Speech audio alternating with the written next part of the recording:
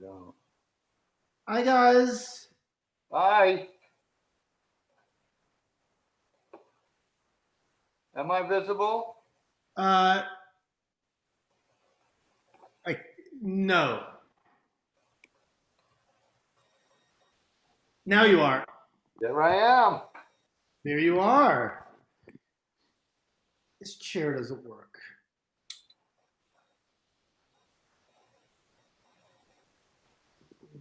I saw your note. Maybe Misha will connect pretty soon. I just sent her a text, actually. Yeah. Oh, there's Carmen with her paraphernalia. And the Havdallah set. Yeah, that too. Exactly. Thank you, Carmen. It looks beautiful.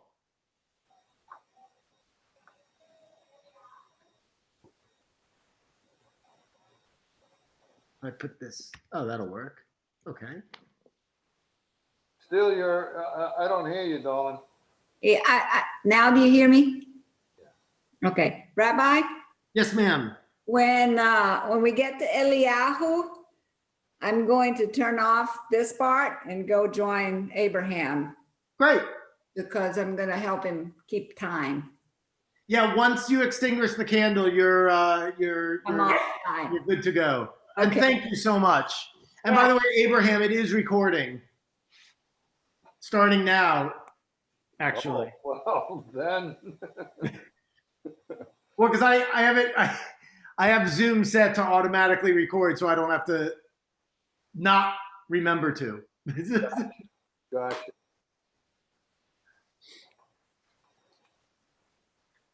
I'm going to mute myself, Rabbi.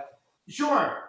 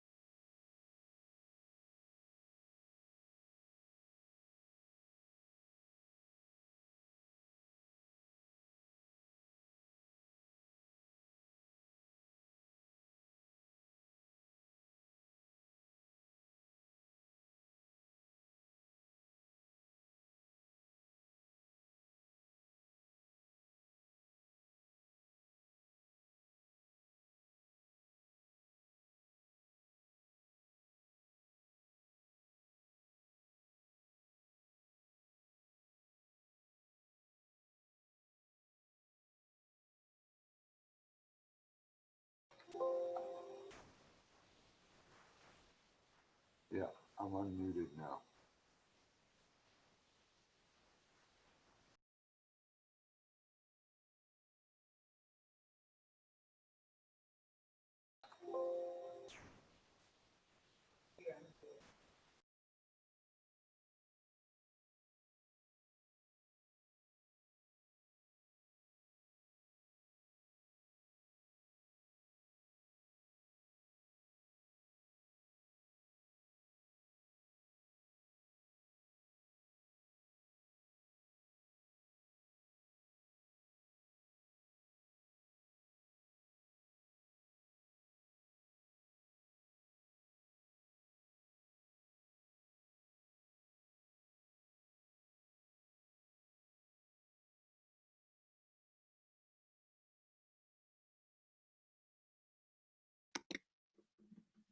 Abraham, did you want to say anything before the actual service? No. Okay, but after the service, I'll introduce you. After the service, you introduce me, I'll introduce Misha and Sabrina, and then go through the program. Perfect. I think we're going to want to streamline things as much as we can. Absolutely. Thank you.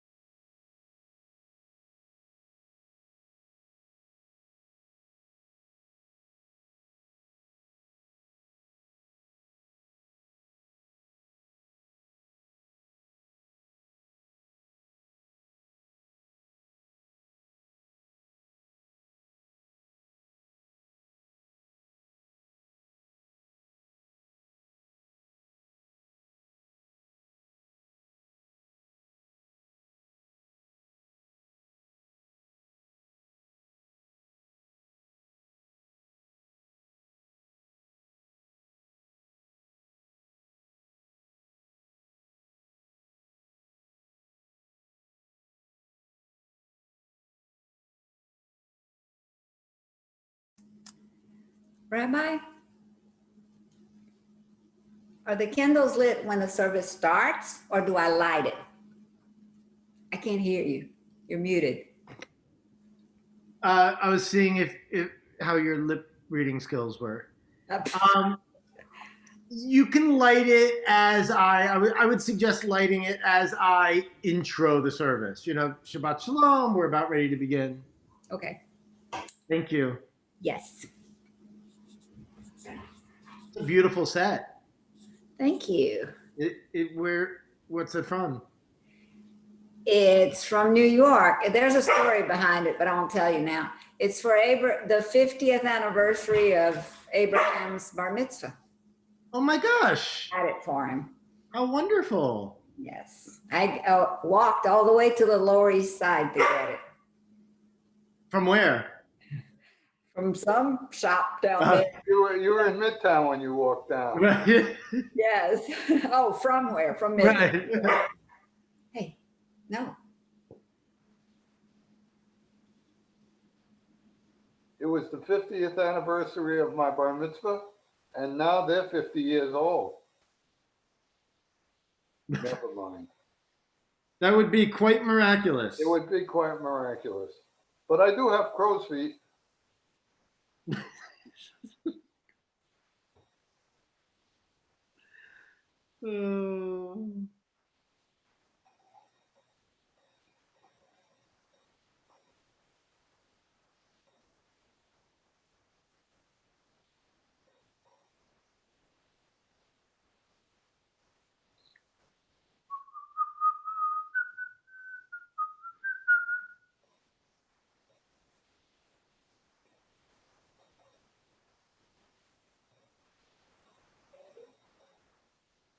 Yeah.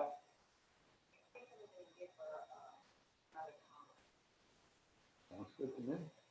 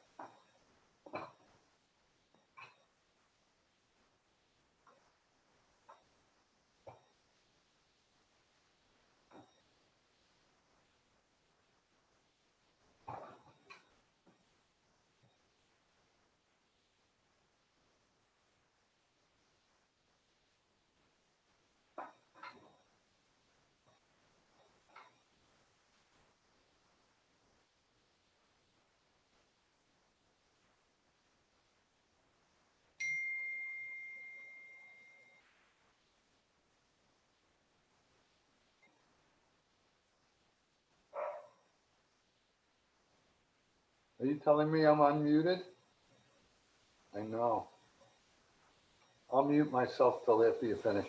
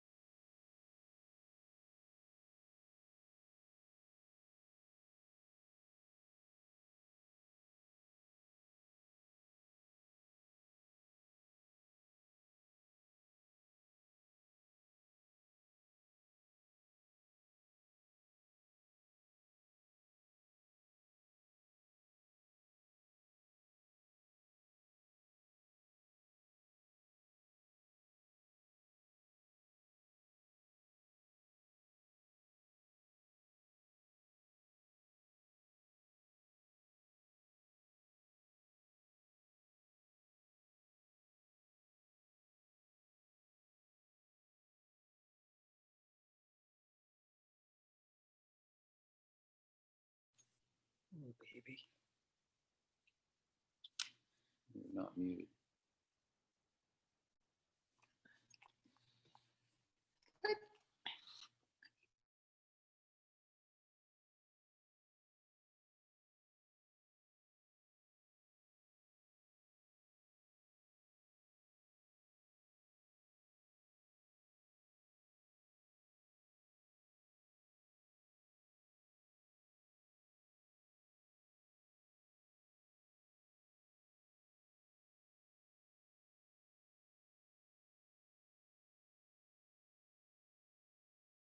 Perhaps.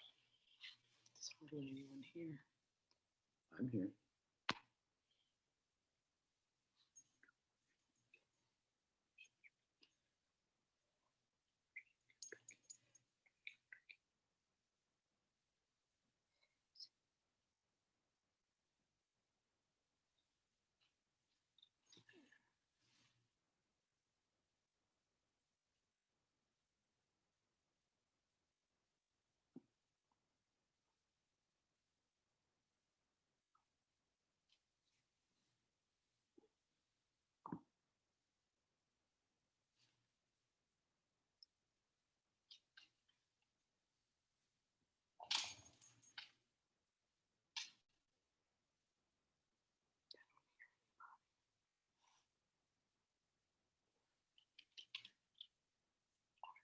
It doesn't look like this.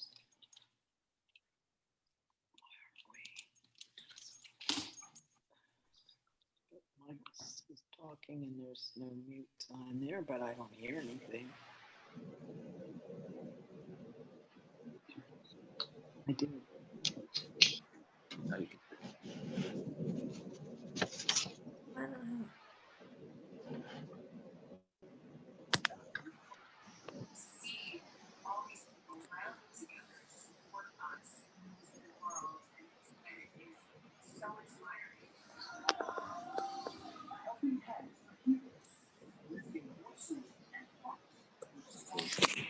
Oh, I don't want to be seen.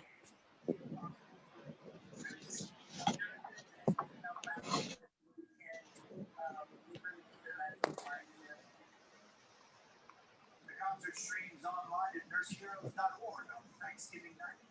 That's NBC Not the News for this Saturday. I'm Misha&quot. Thank you for listening.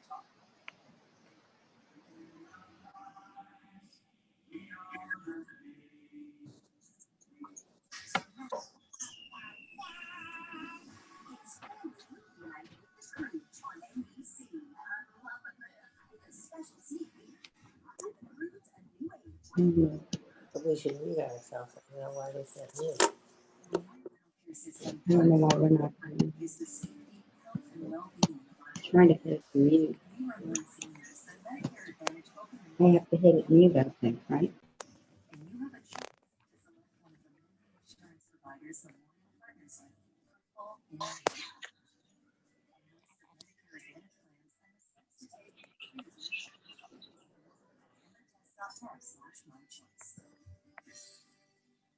Sunday mornings on NBC6 Impact, followed by Meet the Press.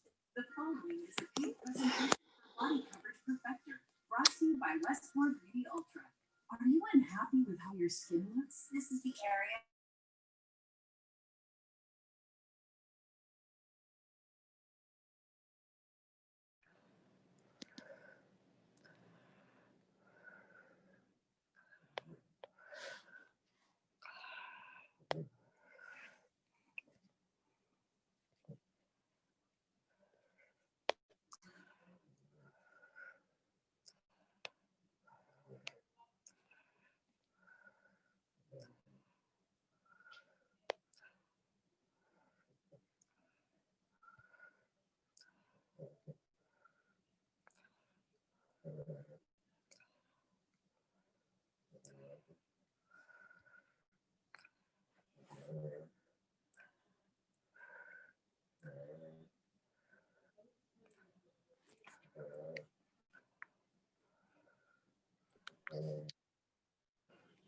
Carmen.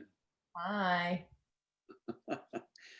Hey, Hello, how you doing? Dr. Cahnmann. Misha. That's Dr. Misha to you. Mish. Misha, I just made you co-host. Try if you want to try sharing something. Okay. Let's see. Hello, everyone. Hello. Everyone. Oh, great. Yeah. Yep. Okay, great. Let me just try to, yeah. Okay. Stop share. Thanks. Of course. How are the kids, Misha? Good. They're complaining about the salmon. It wasn't cooked enough. Ah, what's with them? I mean, we made them salmon. What the- Misha, even the big boys, Gil and I are always arguing about the salmon. Is it cooked or not cooked? You sure not? Want mine cooked. Hello, Barbara Spivak. Almost. Grandpa, how's the baby? The baby is prettier than I am. I won't make a comment on that. That's all right. Yeah, you can put me down. He's great. He's very nice, easygoing, smiles, not complaining, just telling you what he wants. It's a good first baby to have. I'll let you know this spring. That's wonderful. You have another one? You have one coming? My son, my son having a baby girl in April. Not me. That's so I exciting. was- The first. I It's was- exhausting, Barbara. I know. I heard that. 5 hours today. Wait, I is it heard that, exhausting? Linder. Wait, is it exhausting having the only son or a grandchild? No, Aaron is a good baby, but he's 23 pounds. So you lift him and you put him somewhere else. And, I'm Oh, 70. Gotta lift him and move him again. Yeah, but we enjoyed every minute of having him today. My advice to every grandparent is change diapers for your children. Been there, done that. Before Let them sleep every now and then.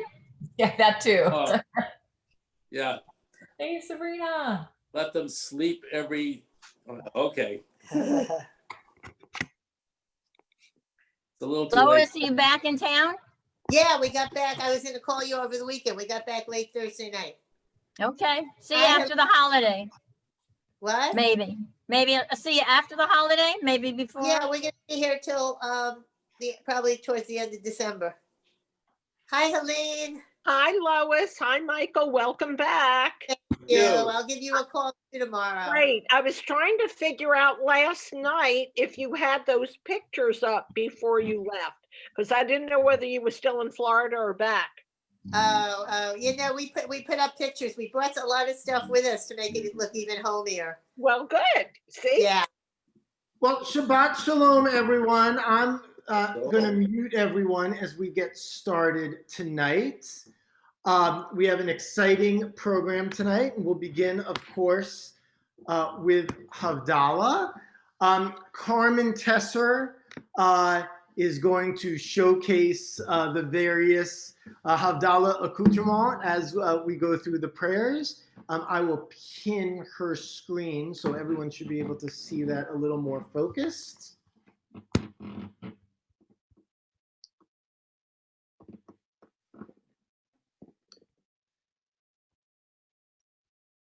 And my iPad just decided to flip to a different page of the sheet music. So I'm going to let y'all unmute yourselves and talk to each other again.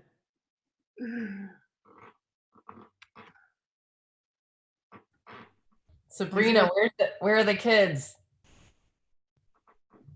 They are downstairs. They were looking for the Havdalah candle.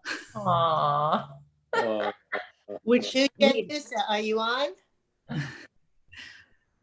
We've been having a situation where everything in our house has gone missing constantly. I don't know what it is. COVID.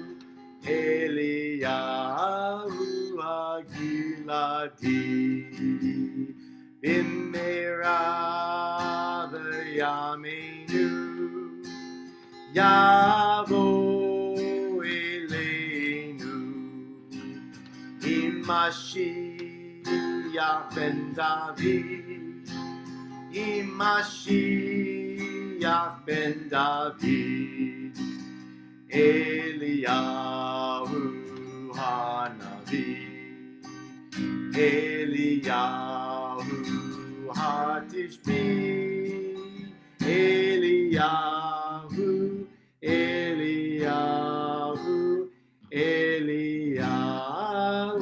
Hagiladi.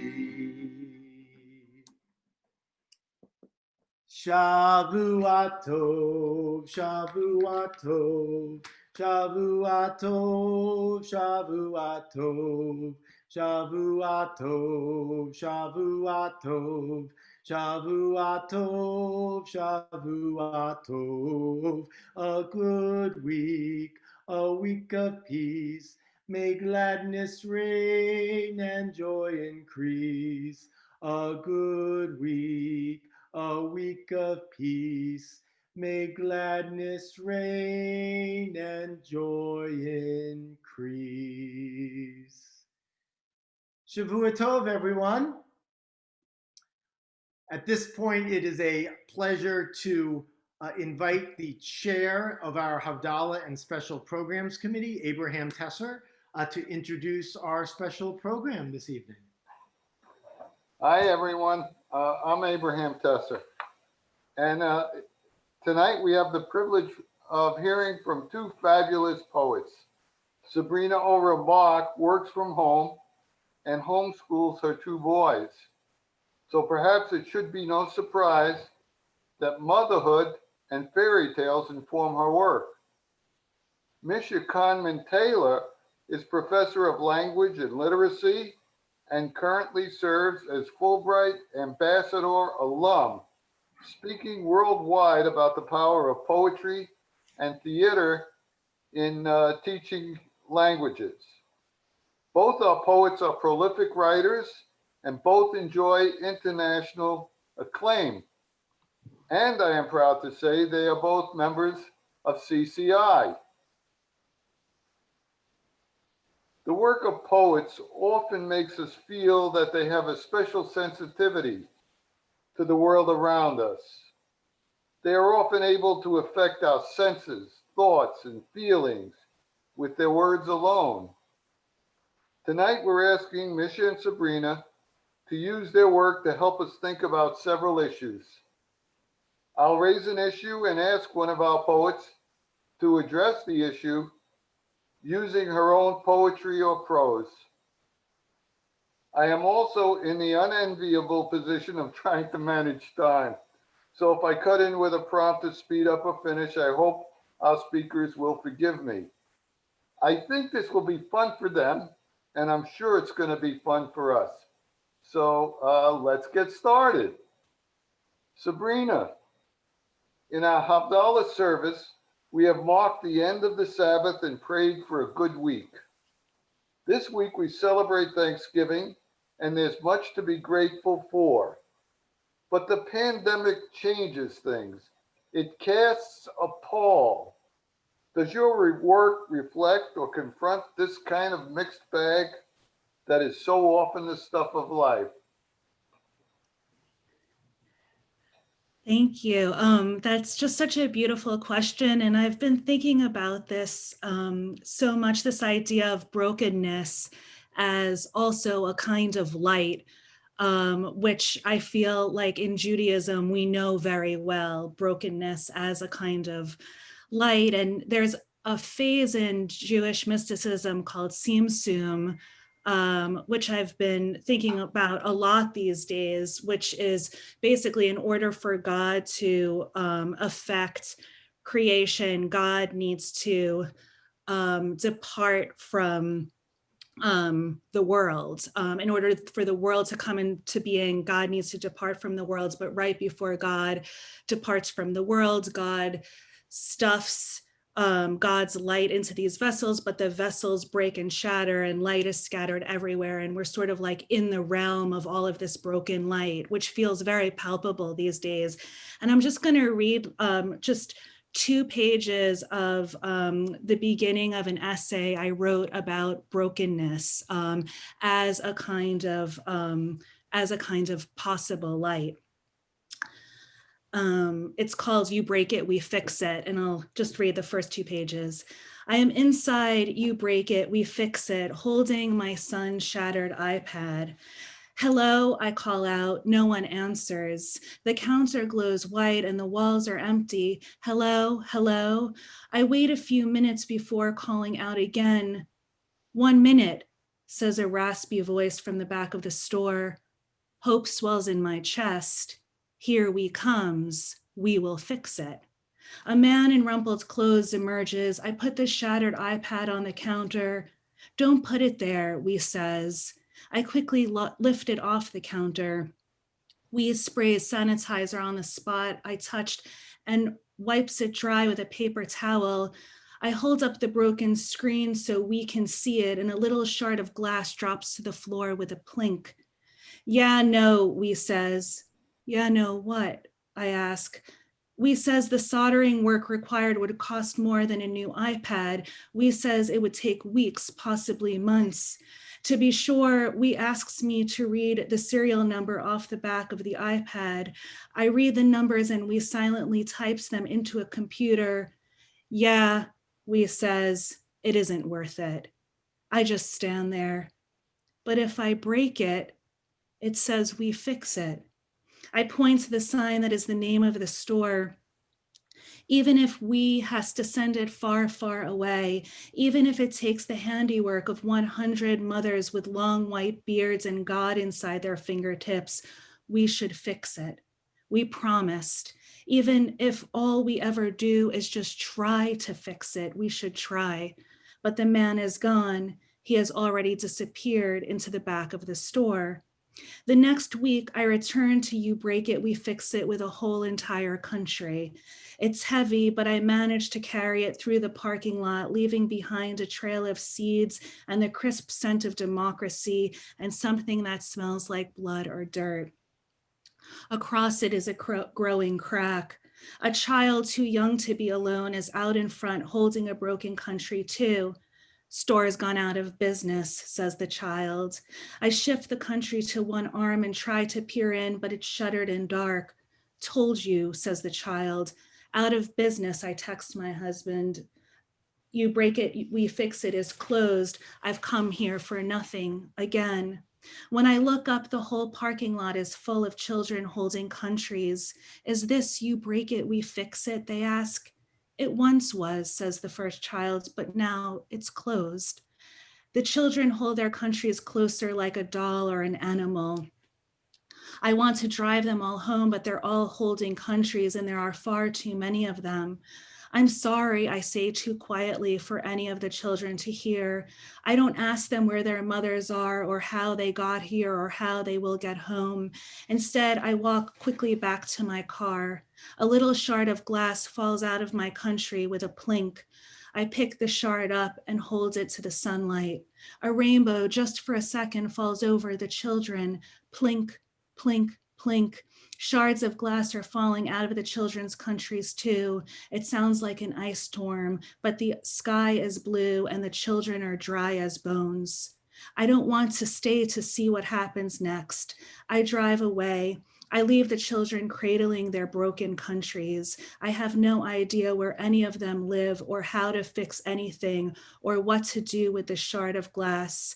At a red light, I put the shard in the glove compartment and forget about it for days. In Exodus, the first set of 10 commandments is not buried, but placed in the Aron HaKodesh beside the new unbroken tablets, which the Jews carry through the wilderness for 40 years. I imagine the broken tablets leaning against the unbroken ones, telling them secrets only broken things know. I imagine the weight of the broken tablets and the heat and the thirst and the frustration. Why didn't we just leave the broken tablets behind? what good is all this carrying? To know your history is to carry all your pieces, whole and shattered, through the wilderness and feel their weight. Thank you. I need to catch my. I need to catch my breath before I call on Misha. Thank you. Thank you. Misha, I wonder how. Are you there, Misha? Yeah. Good.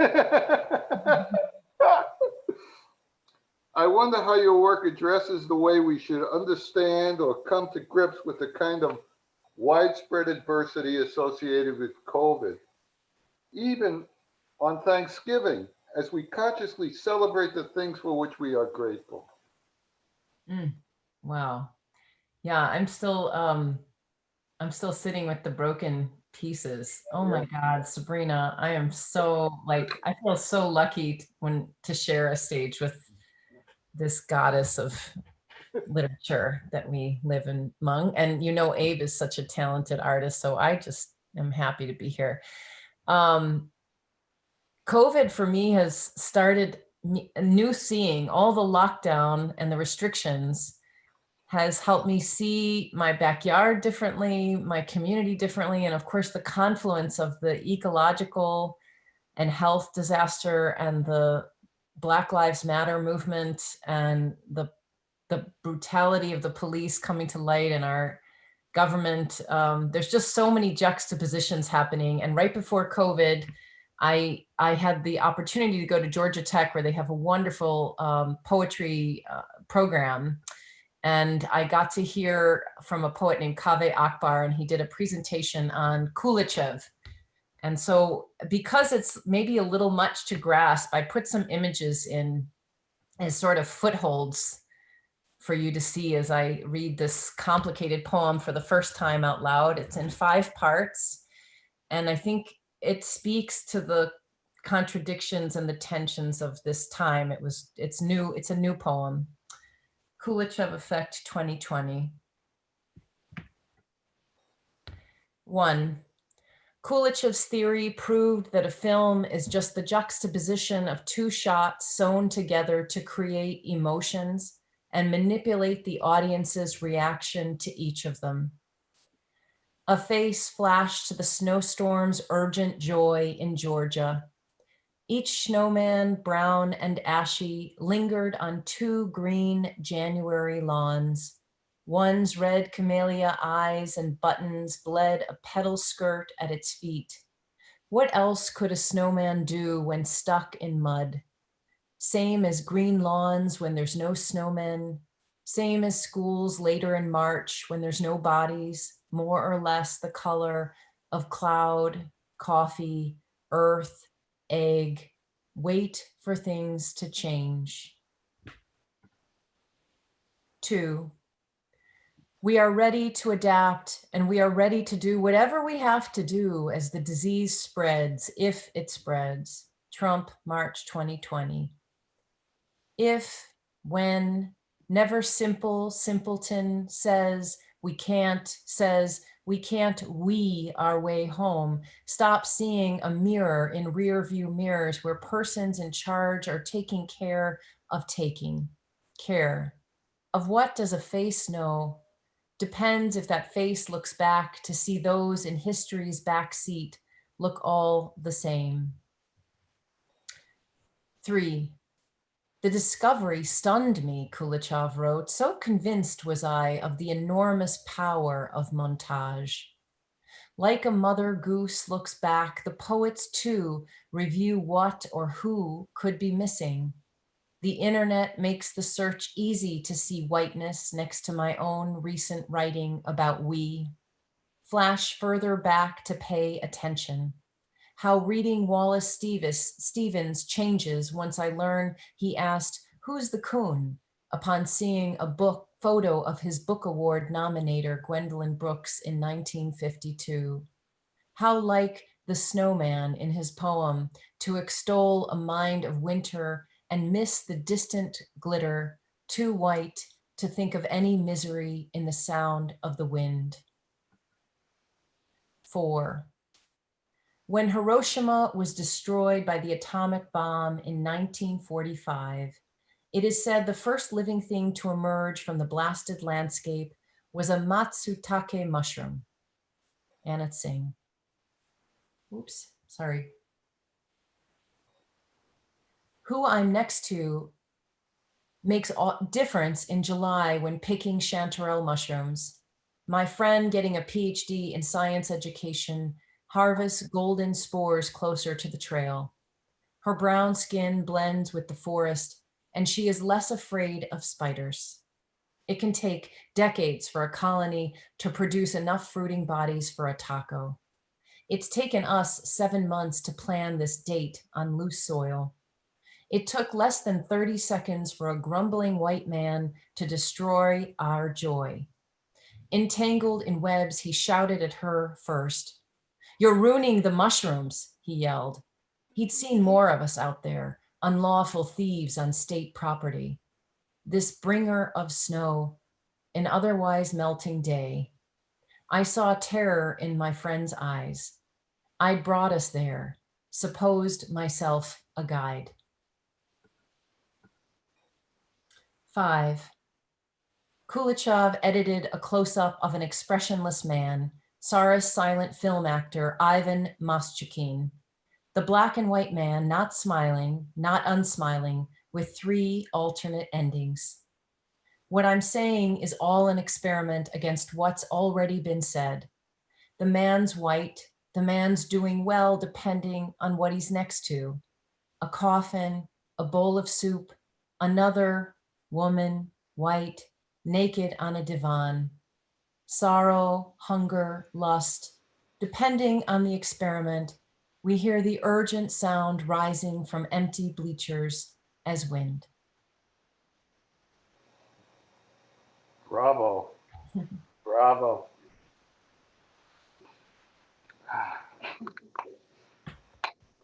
I must say to both of our poets, it's hard for me to move on, but I will. Misha, your work in teaching English as a second language has had the happy consequence of exposing you to a variety of languages and cultures. For most educated people, such exposure is an unmitigated plus. Is that reaction always justified? Has your multicultural life ever made your writing more difficult?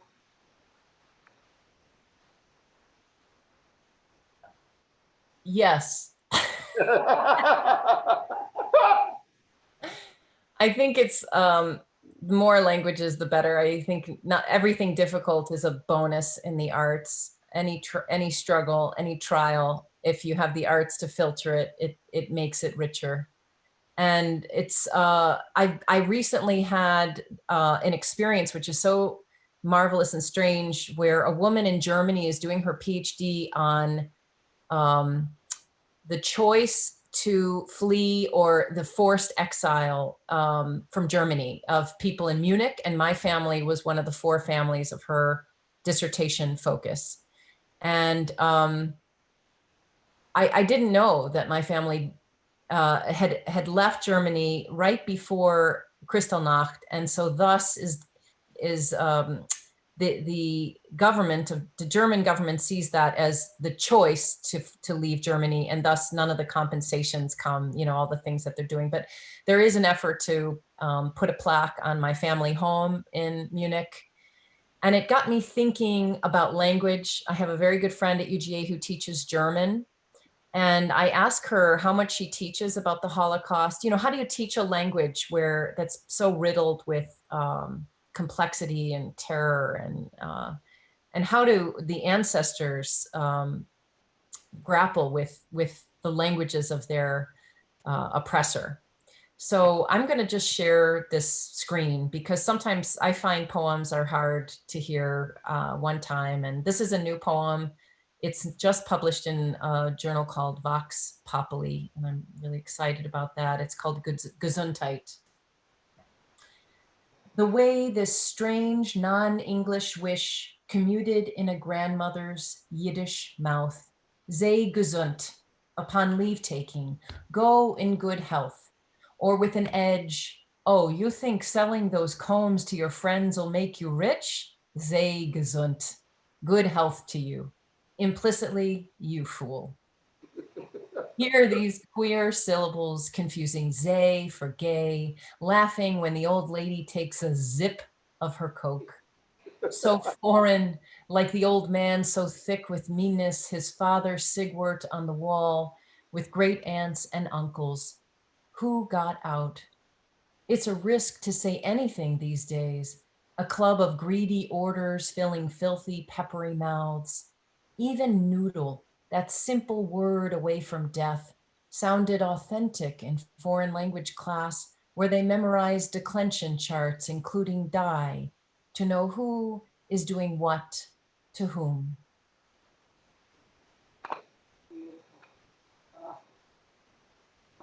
I don't know that I'm going to get through this whole section.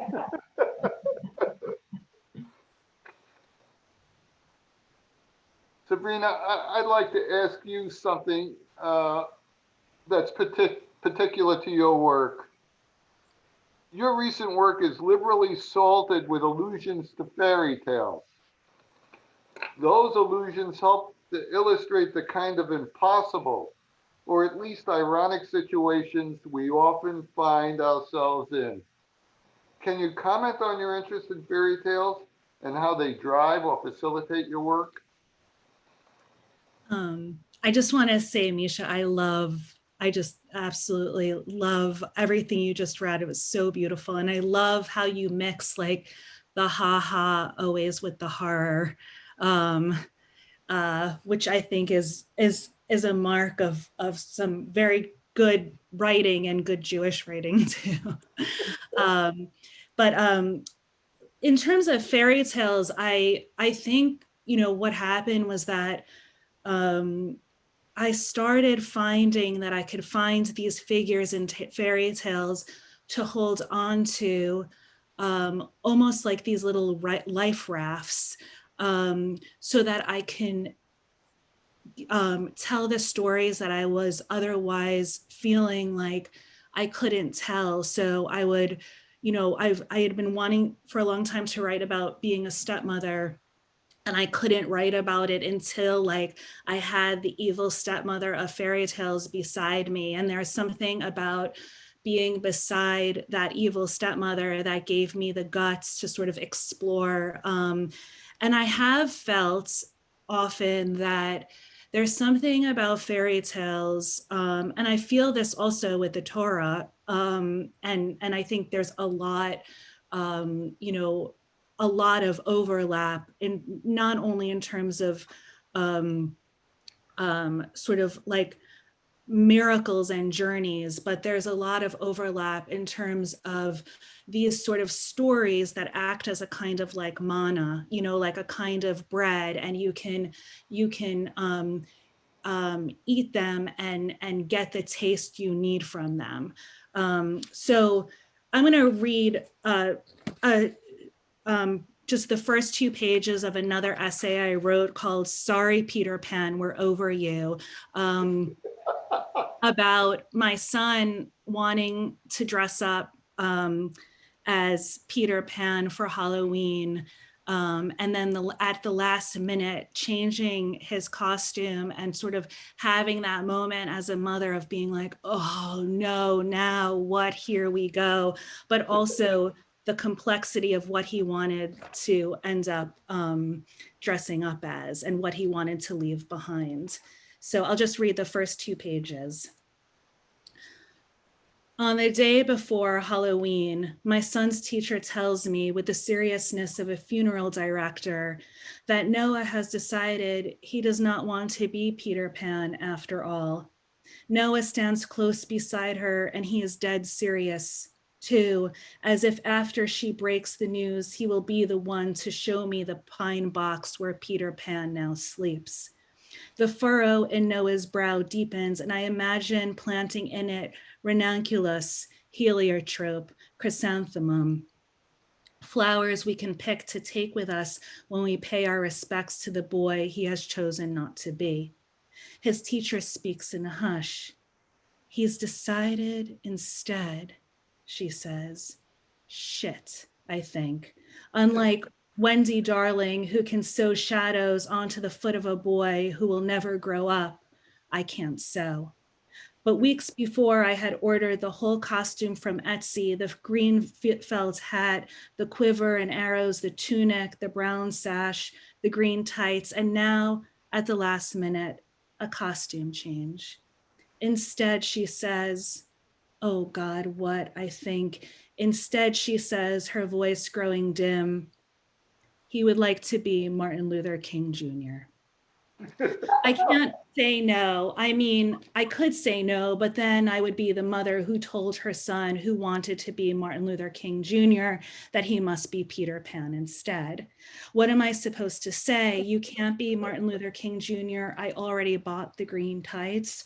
Or I prefer you imagine yourself as a very, very, very old boy than as the most visible leader of the civil rights movement. I was cornered.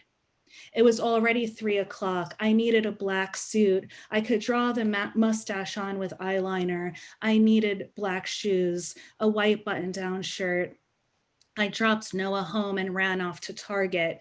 I passed the girls' department and a t-shirt flashes at me. The future is female. Sorry, Nibs, Toodles, Slightly, Curly, Twin 1 and Twin 2. Sorry, John and Michael. Sorry, my sons. The future is female. Sorry, Peter Pan, we're over you. I think a lot about boys, about raising mine to be sensitive and effective and strange and lovely and kind and funny and brave. I want them to be boys who keep their shadows on and who belong to a future. Boys who understand the difference between a thimble and a kiss. Worry picks at me like Hook's metal claw. I want their boyness to bloom. I want to keep them safe. Some idiot kid, says my mother, probably told Noah he can't be Peter Pan because Noah is black and Peter Pan is white, so he figures his only other choice is to be MLK. No, no, I say. Trust me, says my mother. I know how this stupid world works. My mother is no Mrs. Darling. She is no Victorian. She knows children can be as innocent as they can be heartless. I sensed she didn't approve of the story from beginning to end. I wasn't sure if I approved either. There is frankly something chilling about sending a 7-year-old out into the world dressed like a great man in a stiff black suit who was shot in the neck at the age of 39. On the other hand, it's Halloween, and this whole southern town I live in is riddled with ghosts. So what's one more? Plus, it's no more chilling than sending your son out into the world dressed like a boy who at the end of the story can't even remember the fairy who drank the poison meant for him, or like the boy who tries to stick his shadow back on with soap and then takes credit for successfully sewing his shadow to his foot when everyone knows it was Wendy who did it with her housewife cleverness. God, I hate Halloween. As I walk Noah to his classroom, the other mothers smile at him sweetly, maybe a little too sweetly. My husband suggests he carry a Bible. We decide instead he carry a rolled up piece of green construction paper that says on the outside, I had a dream. I'll just be an owl, says my 5-year-old Eli. Thank you, I say.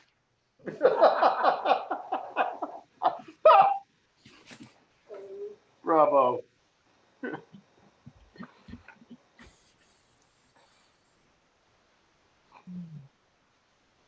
Sabrina, I'm going to ask you another question. Okay. Your Jewish identity is clear in your work. Does its inclusion reflect a conscious decision on your part, or does it simply reflect the direction in which the work wants to go, and you find yourself quite surprised when that aspect of your identity emerges? Yeah, that's such an incredible question, and I'm just trying to find my notes. If you liked it, I could ask it again. Say it. Yeah, no. Here I have it. Hold on. Yes. So I started writing this column for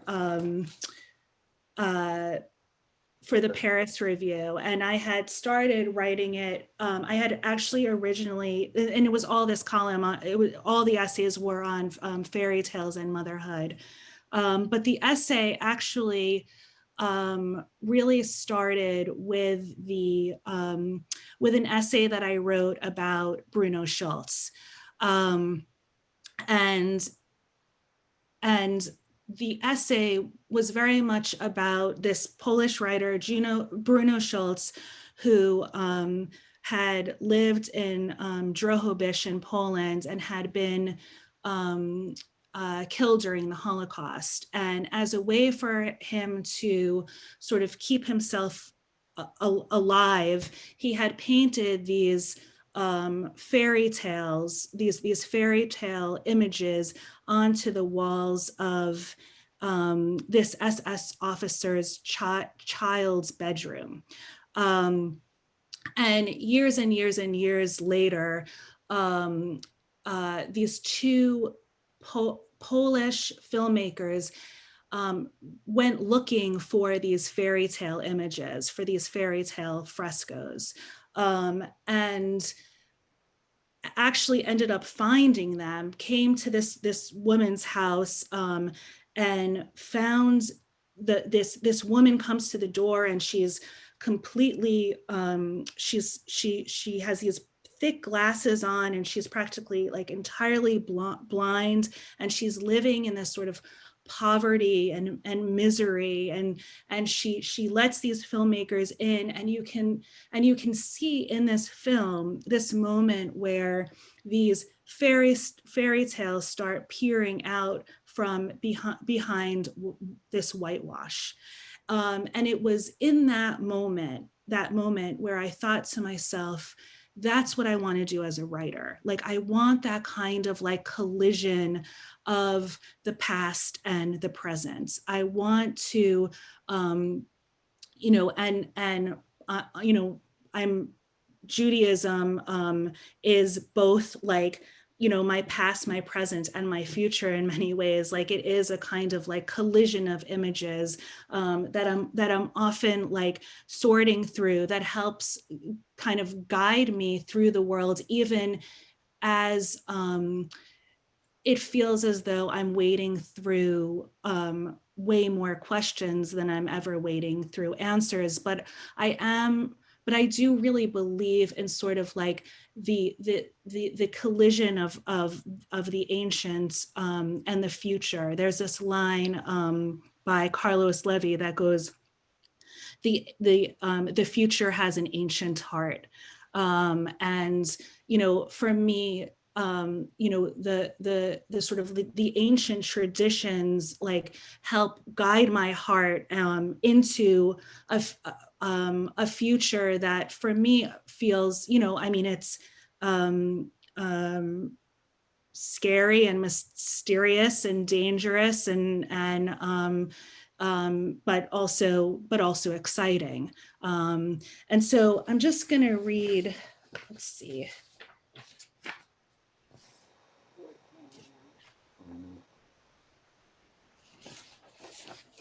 One second.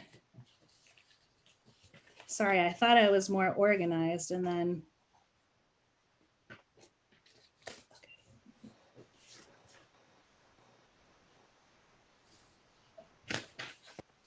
Okay, so I'm just going to read the first couple of pages of this essay, and it's on cracked fairy tales and the Holocaust.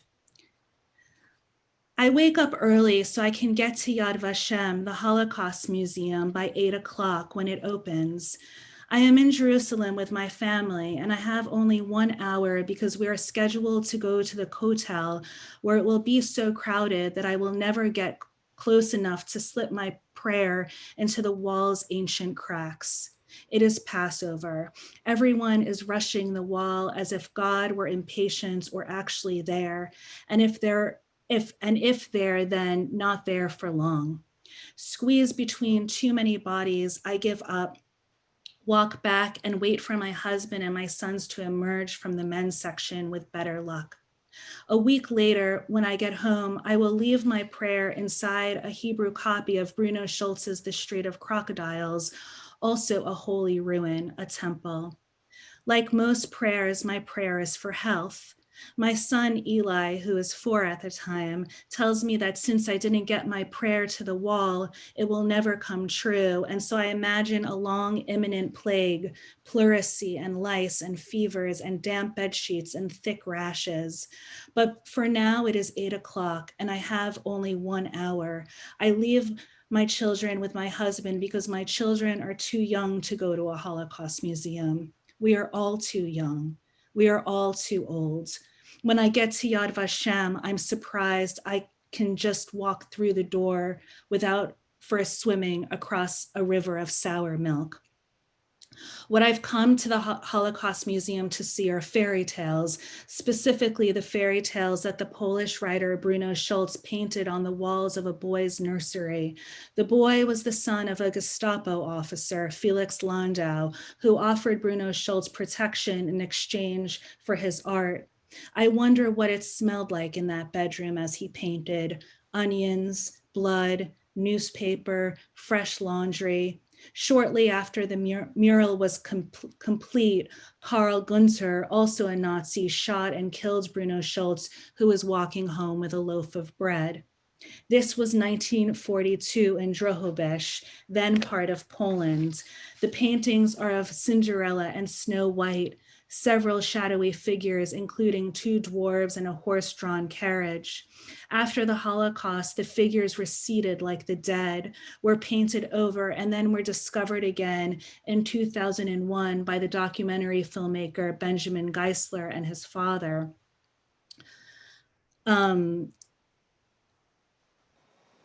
This discovery in the apartment of a woman in thick glasses that seem to endlessly fog begins as a hallelujah, as paint is carefully rubbed away to reveal faces, and ends in despair. As soon as the paintings are found in a tiny pantry behind onions and garlic and rose-colored paint, they are gone. 5 fragments are removed by a crew from Yad Vashem, allegedly without permission. The question as to who owns Bruno Schmaltz, Israel or Poland, rises as the dead might rise and wander wearily home, except there is no more home. More remains in the apartment, according to Geisler, but now it seems no one can get to it. The picture is destroyed, Geisler says, and nobody will know the whole picture. But for me, this is the least sad part of the story. What picture is ever whole? What good plot ever tells all its secrets? Panning back, I imagine the whole scene to be swarming with fairy tales. The mostly blind Polish lady unknowingly living with dwarves and princesses behind her garlic, the Rumpelstiltskin deal Bruno Schmaltz struck with a Nazi to spin straw into gold in order to stay alive, the monster Felix disguised as a man, and the poverty and the shadows and the staircases and the cupboards and the misery. When we say a story is like a fairy tale, what do we mean? Usually there is an evil stepmother, children on the verge of being eaten, spells, talking animals, forests, 3 wishes, 3 pasts, 3 sons, magic eggs or beans or cakes. Usually there is hunger and a dead mother. Usually there is a witch. We turn to fairy tales not to escape, but to go deeper into a terrain we've inherited, the vast and muddy terrain of the human psyche. Fairy tales, like glass coffins, like magic mirrors, give transparency to the reflection of the human gaze. Fairy tales are homemade stories turned inside out.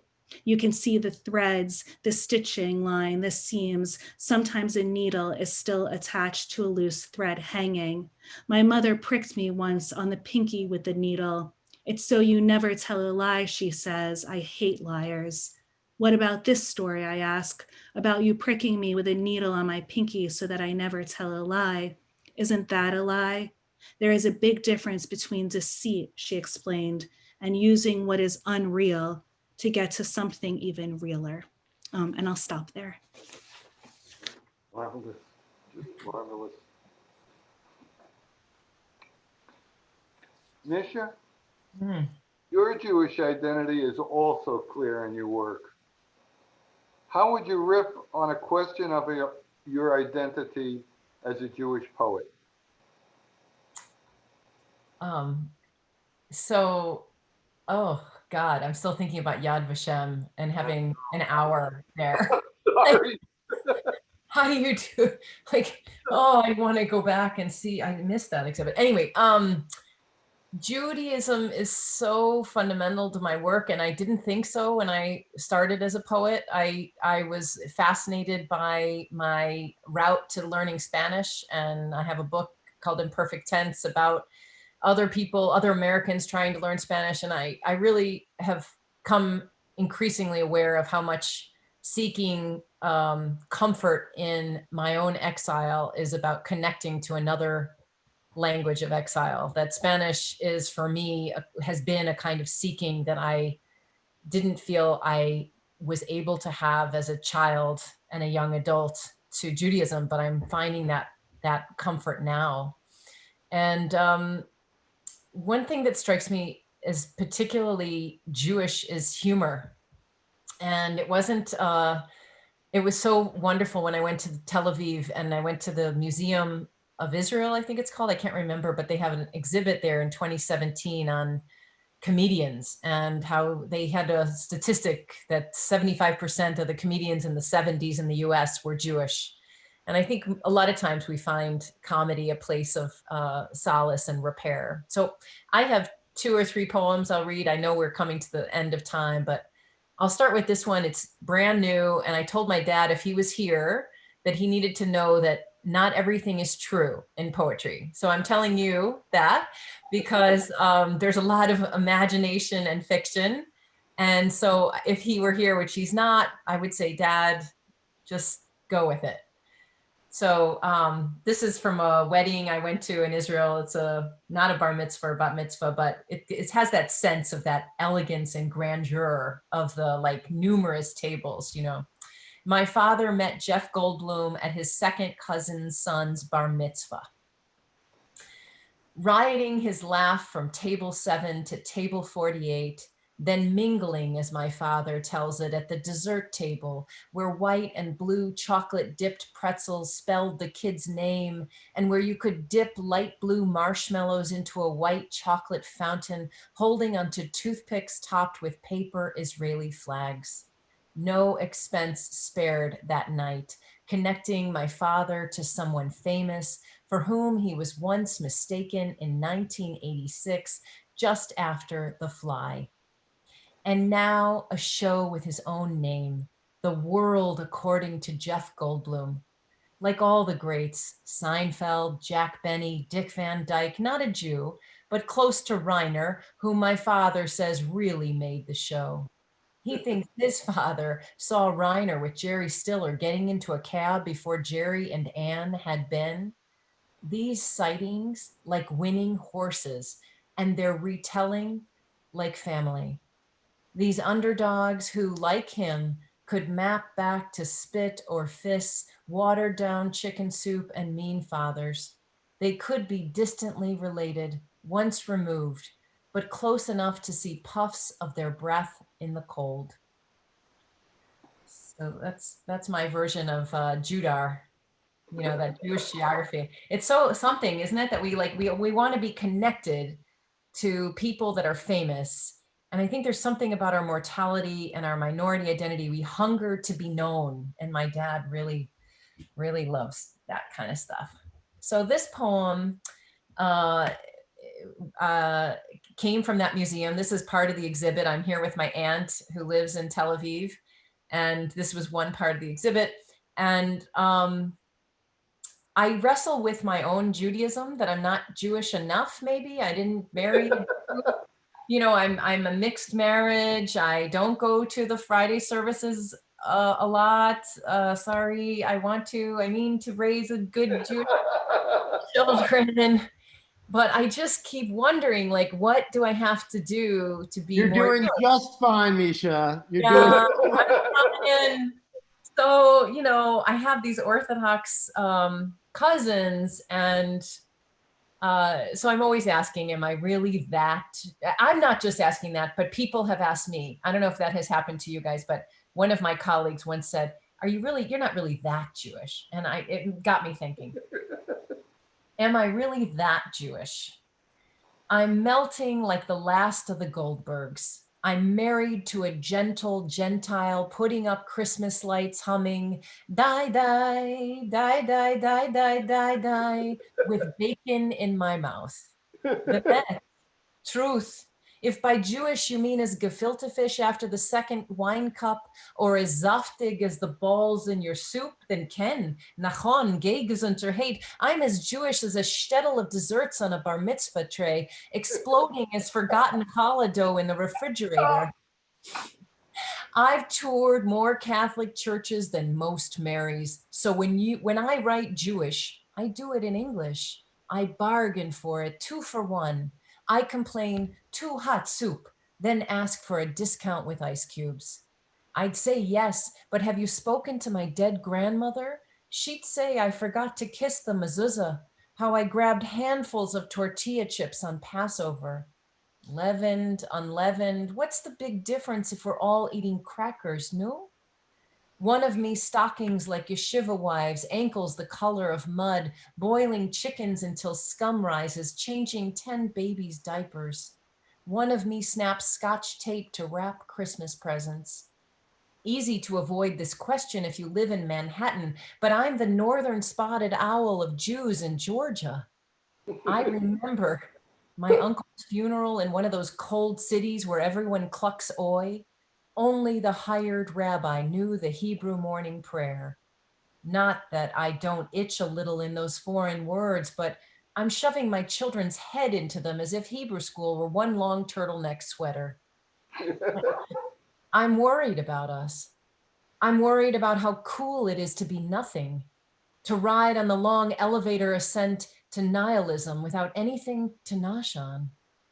I'm that level of Jew, cousin to worry, stuffing mince in my pocket. I'm a Orah dancing orphan of faith, or I'm a whoring prancer on a date on a lake. I'm a sound-alike, a wannabe, and almost was a heresy. That much I can say. And I think I'll stop there. Just fabulous. You know, I started this thing with a question about, you know, we're coming to Thanksgiving and we're living through this awful COVID mess. And, you know, how do you put those things together? And I listened to what happened here tonight, and I can't believe how lucky I am to be in a community with you two people. It's just unbelievable to me. So thank you. And with that, I'll turn it over to the rabbi. Well, you literally took the words right out of my mouth, Abraham. I was going to say something very similar.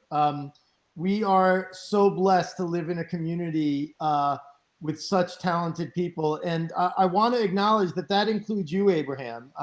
I think, no, really, I mean, I think anyone who attended tonight saw that you made quite an effort to get to know each poet's work and to write very detailed, thoughtful questions. And you know, I don't know if our poets agree with me on this, but I'm a big believer that creativity, the best creativity is always in constraints, some kind of constraints.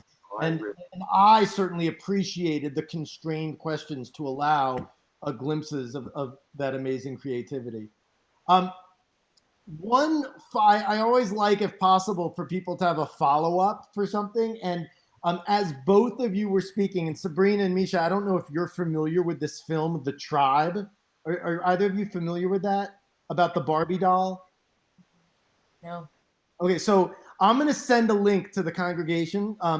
It's like a 20-minute film. It came out probably about 15 years ago, and it's a documentary that traces the evolution and history of the Barbie doll with the evolution of Jewish identity. And it speaks about a lot of things the two of you were talking about kind of being an outsider, but wanting to be an insider, and just the whole nature of identity and art. When it came out, I along with several colleagues, were obsessed with it. And now it's a little bit passé, but it's free to watch on the internet. You can look it up. If you just type in the Tribe Barbie doll, you'll find it, but I will send a link.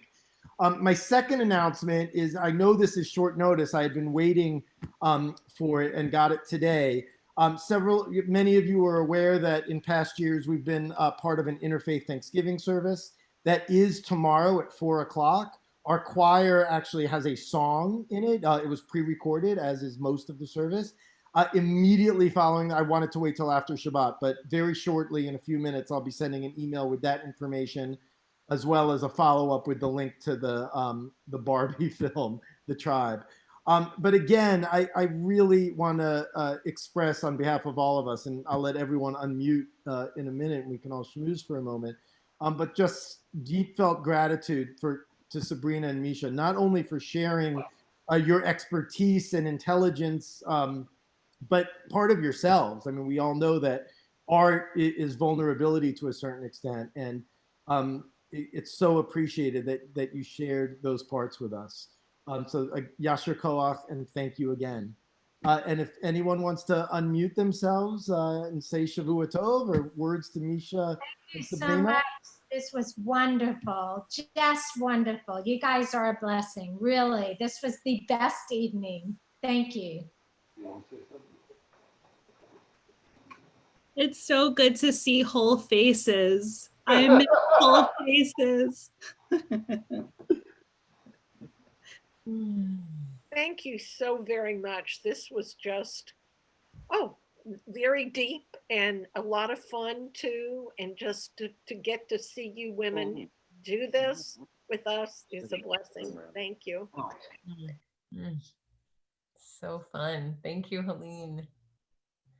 Misha and Sabrina, I'm Michael Linder. I'm Rabbi Linder's father. Misha, I think we met at a service probably a year ago, give or take. I've been, the operative word, trying to write poetry since I was about 18. And I have to say that just how you expressed whatever was on your mind when you came up with the ideas for these gems, and that's the only way for me to describe them, is just beyond my understanding.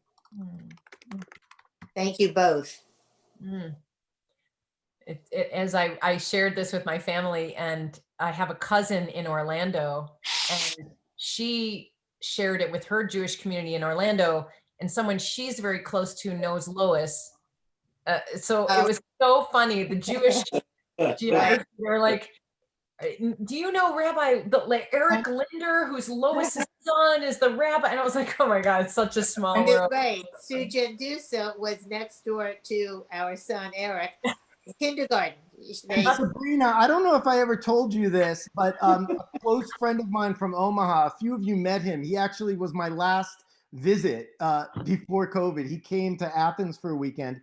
He read something of yours in the Paris Review, and he texted me, he said, Eric, do you know this person? She lives in Athens. And I was very proud to say, actually, yes, I do.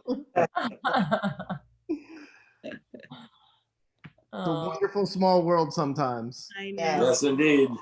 This was beautiful and uplifting. You're both very talented, and thank you for sharing that with us tonight. Thank you.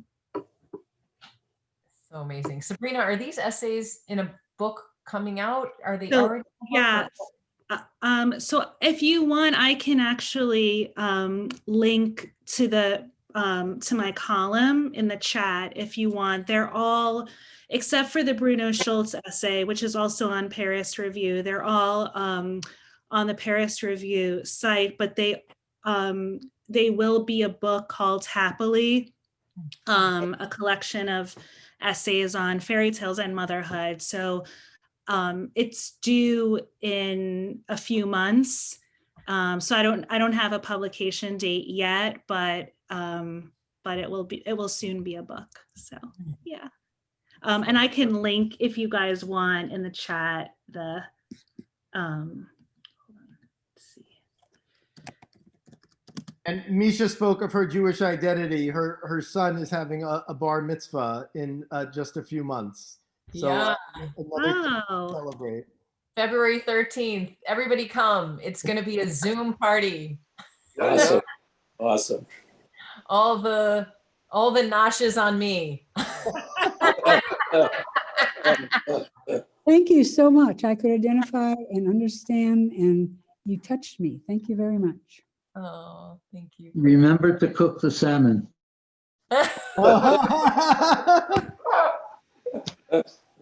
I like it a little pink. Way to go back to the loop back. Love that. Oh, that was super fun. I couldn't eat beforehand, so they all ate their dinner. So now I'm gonna go reheat mine, and it'll be more cooked. Yeah. Bon appetit. Gabe, you're awesome. You're such an art supporter and art liver and lover, and it's just thank you and Carmen for putting this together. Yeah, thank you so much. I mean, this has just been so wonderful. And to read with Misha and talk with Misha is just it's just a gift. And Abe, and Rabbi, and just everybody. I really appreciate it. It's good to just be able to be near each other these days, however we can be near each other. And the thing that I always am so grateful for these days is just language. Thank God for language. So we could still kind of hold each other in that way. So. But when you two hold us, you embrace us. Goodness gracious, you move us. Thank you, thank you. I hope we all meet again. Amen. Amen. Shavua Tov, everyone. Wonderful being together tonight. Thank you, Abraham. Bye, Roberta. Bye, Thank you, Abraham and Carmen. Welcome, Crawleys and Clements. Thank you. And thank you to Abraham so much for letting us know. Oh, great.